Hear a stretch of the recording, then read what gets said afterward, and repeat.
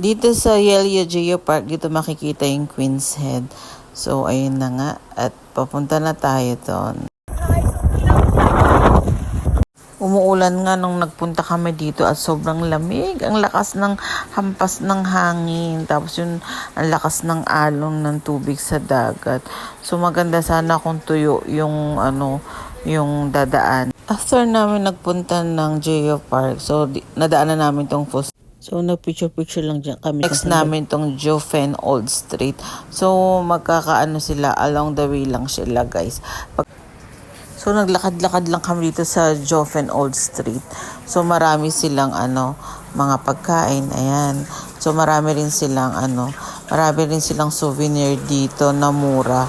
So, i-compare ko, guys, pag napuntahan namin ng buong Taipei at sa Kaohsiung, pinakamura pala sa Siminding area yung mga souvenir dito sa Jofen Old Street. So mas maganda talaga bumili kayo dito ng mga souvenir. So nakabili naman kami ng yung souvenir ng lantern. So ang nabili namin diyan 200 Taiwanese dollars. Pag bibili ka dun sa sa Kaohsiung o dun sa airport, napakamahal, 250 isa. So mura na siya diyan. Yan, tapos next namin, pagkatapos namin dito, nag-Shifen Lantern kami.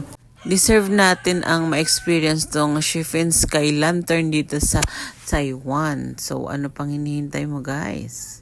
Pagkatapos ng lantern, diretso naman kami dito sa waterfall sa Shifen.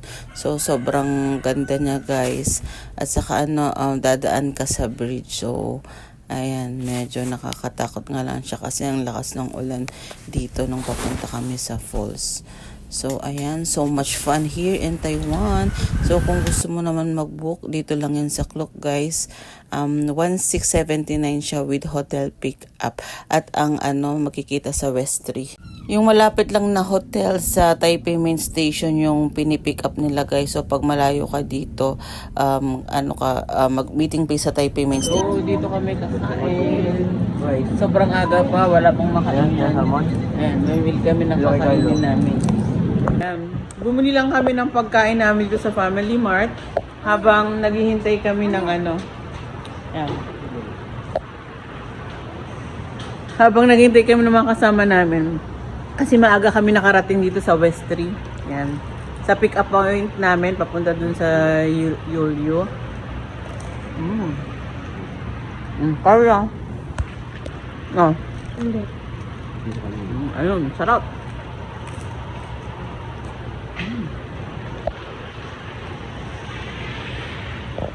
Hong Kong style egg and beef over rice. Ito yung in-order ko. Ha? Parang lomi.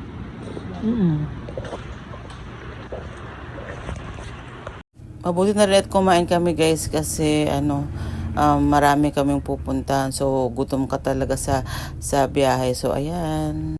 Ang meeting place, pagpapunta kami ng Yelyu sa Shifen sa waterfall. Yan. Dito kami magkikita-kita. Ha? See you guys. Tara na.